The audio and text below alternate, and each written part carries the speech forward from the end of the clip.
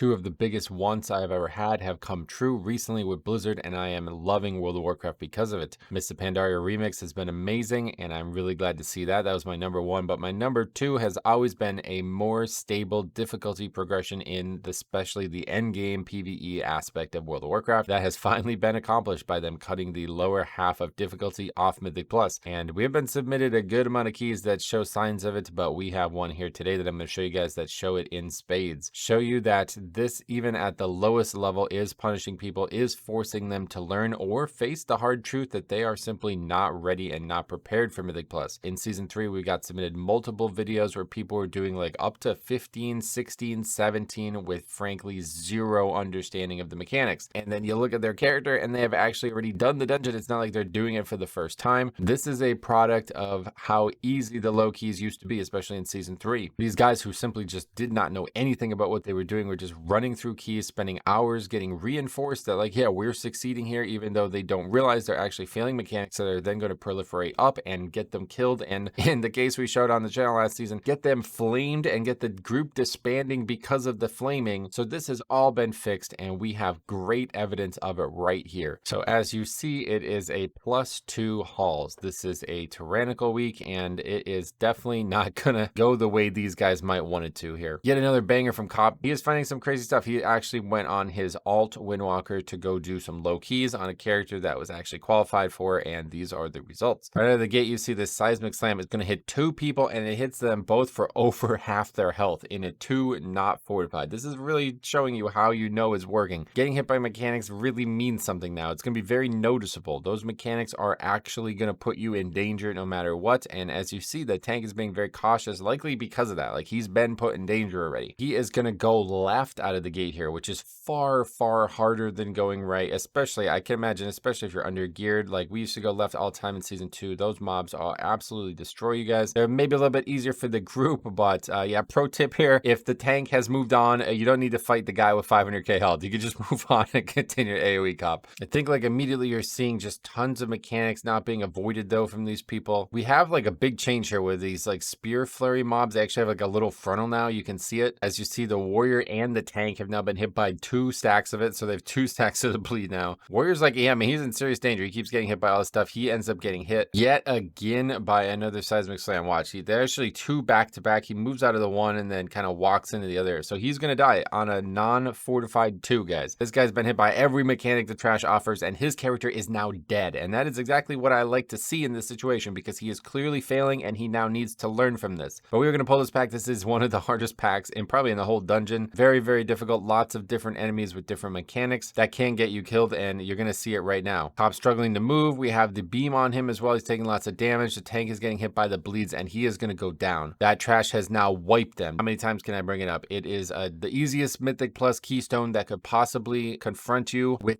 the week of 0 fixes on the trash that they just wiped to, right? What else can be said?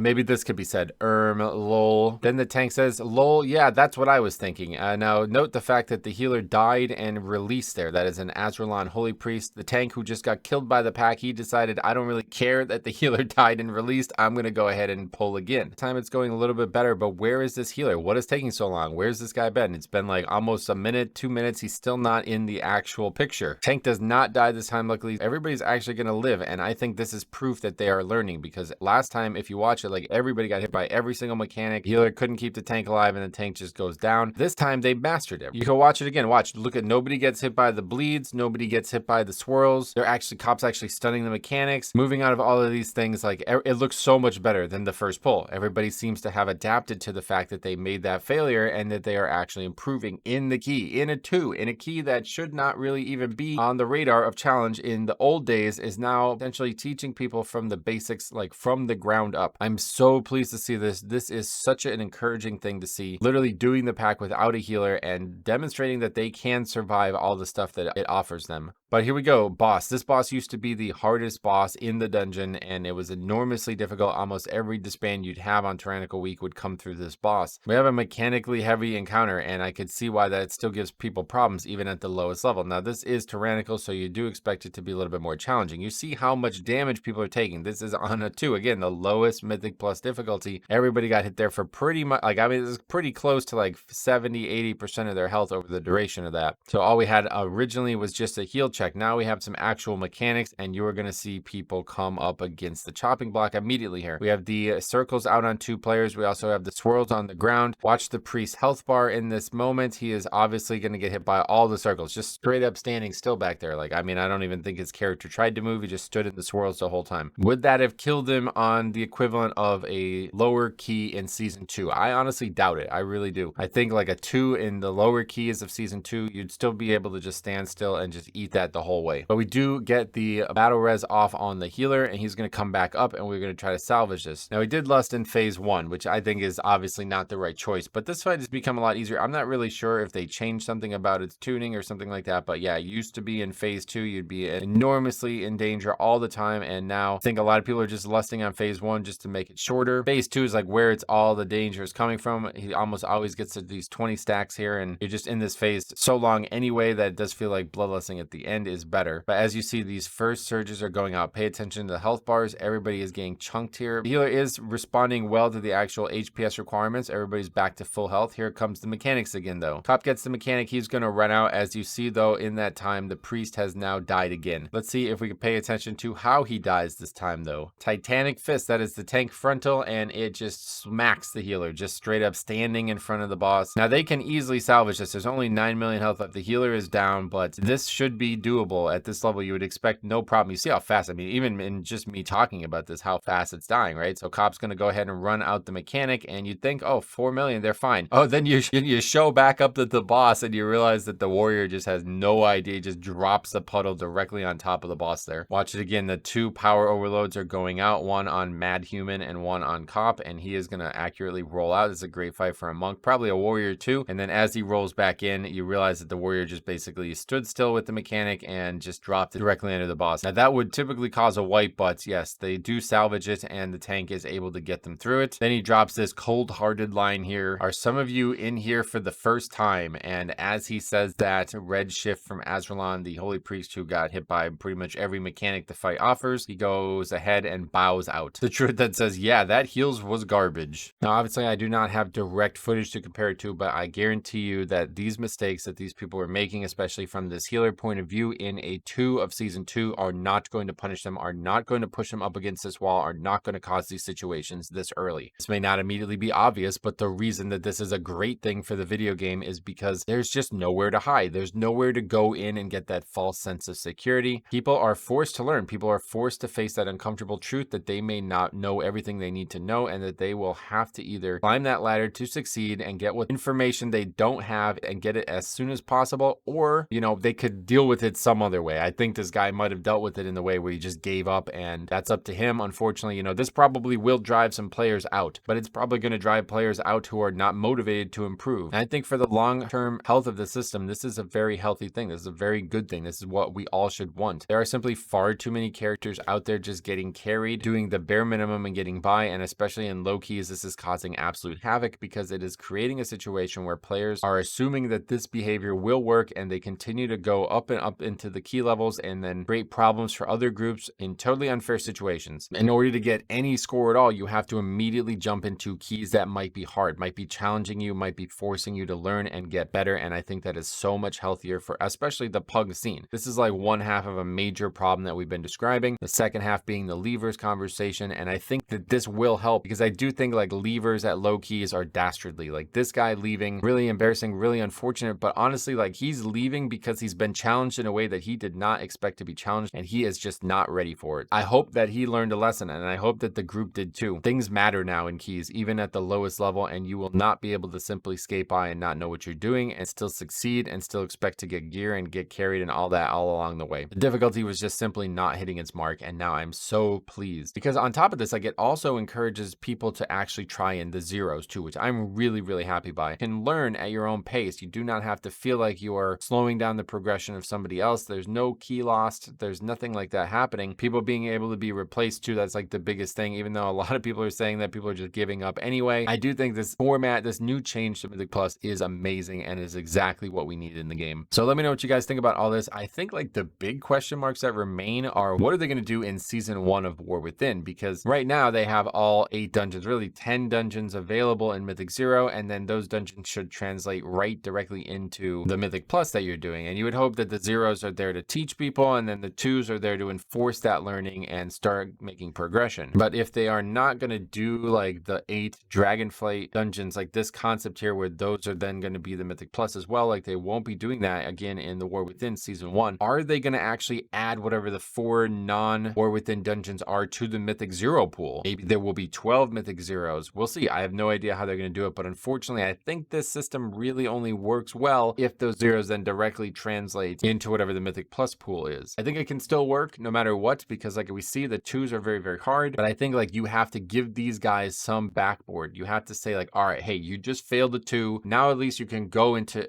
even the heroic version, but also the 0, and you can take your time and investigate everything that might have gotten you killed. Like whatever you did wrong, you can go back in a slower pace and potentially like not learn under the gun a little bit, you know? But if they don't have those options in Season 1 of the War Within, I just don't know how you get that to happen. This one I feel like is a really good teaching moment. Obviously there's some kind of funny stuff in it, but really you are seeing exactly what we want to see from this system, and I couldn't be happier with it. So thank you for watching, guys. Hope you guys have been enjoying. We'll be back to Mythic Plus here on Tuesday. We're going to try to keep the regular schedule now for Mythic Plus on this channel, and then on the second channel we're continuing to hit Mop Remix hard. Hope you guys have been enjoying both. I think this is a really, really, really good time for WoW. Everything is coming up big time here, so I'm really happy with everything that Blizzard has produced. Obviously War Within is coming soon as well. So thank you for watching, guys.